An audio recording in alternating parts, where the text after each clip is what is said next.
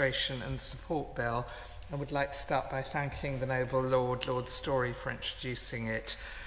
This bill largely reflects Part 3 of the Schools Bill of 2022, which aimed to set up a register of children not in school, although I do note that there are some changes in scope, including at clause 436G, which includes the offer of support in relation to safeguarding as well as education.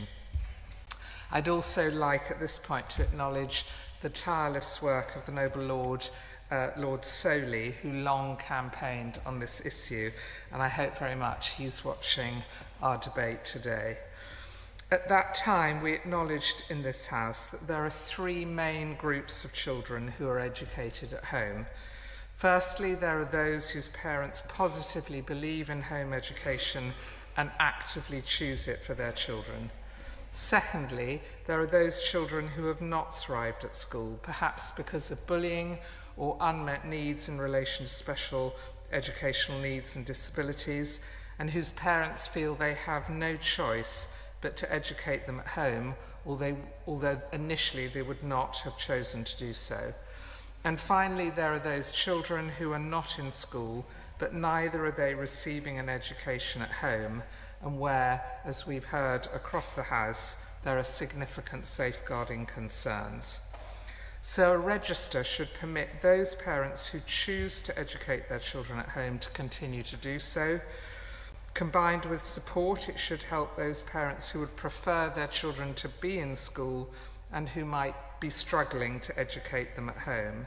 And finally, it should help identify that small group of children who could be at significant risk of harm and ensure that they are safeguarded. When we were in government, we took the first steps towards increasing the level of information regarding the number of children who are educated at home.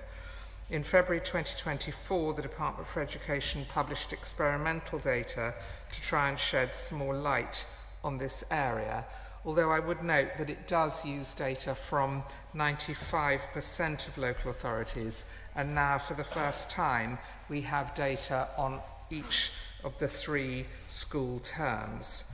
The data published by the department showed that in the 2022-23 academic year, as we've heard, there were 126,100 children receiving elective home education at any point in the year, which was an 8% increase on the previous year.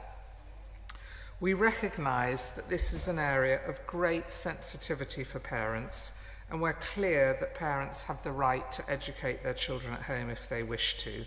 Thus, huge care will be needed when the government brings forward its Children and Wellbeing Bill, which I understand will include measures to create a register of homeschooled children, to ensure that the implementation of these measures is done with a focus on identifying those genuinely at risk or in need of support and not intruding on the private life of families who are doing the best for their children. It'll also be critical for services to be available to support those parents who need and request it. And my noble friend Lord Lucas highlighted some of these sensitivities very eloquently, and certainly when I was sitting where the noble lady now sits, I encouraged colleagues in the department, when thinking about the guidance in this area, to invite both local authorities and home educators in to draft it together, because if they could agree in the room, maybe it would work in real life.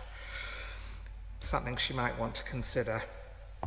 In the Schools Bill, many of your lordships, including the Noble Lord Watson, will remember that these clauses were subject to a huge number of amendments. I tried to look last night. From memory, I think it was over 130 amendments. So while we wish this bill well, we do expect to see it re-emerge as part of the government's legislative calendar, and it would be most helpful if the Noble Baroness, the Minister, could confirm when the Education and Wellbeing Bill will have its first reading.